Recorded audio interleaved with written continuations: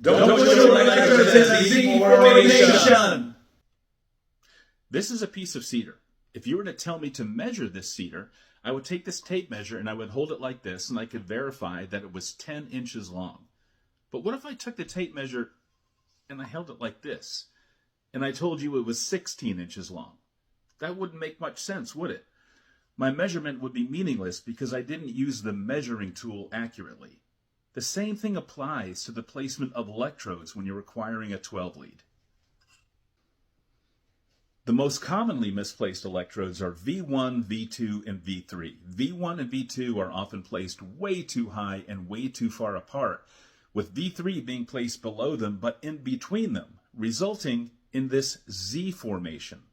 Now, obviously, if you use a measurement tool inaccurately, your measurements are inaccurate. And what can happen when you misplace your electrodes is we either miss an injury or we get a false positive when an injury isn't there.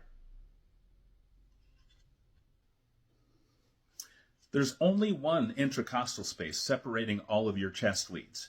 V1 and V2 go on the fourth intracostal space, lower than you would think, on either side of the sternum and only placed about a peace sign apart.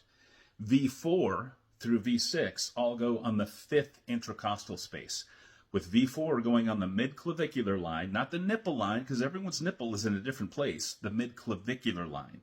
V6 goes on the mid-axillary line on the fifth intracostal space, and then you take V5 and place it directly in between V4 and V6, and you place V3 and place it directly in between V4 and V2.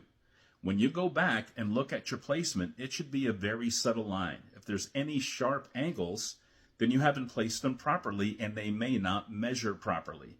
Now, obviously, people's anatomy may force you to make some adjustments, but if you haven't placed them as accurately as possible, you may miss something very important, or you could end up getting a lot of people up in the middle of the night for no reason. And put your limb leads on the limbs and avoid the Z formation.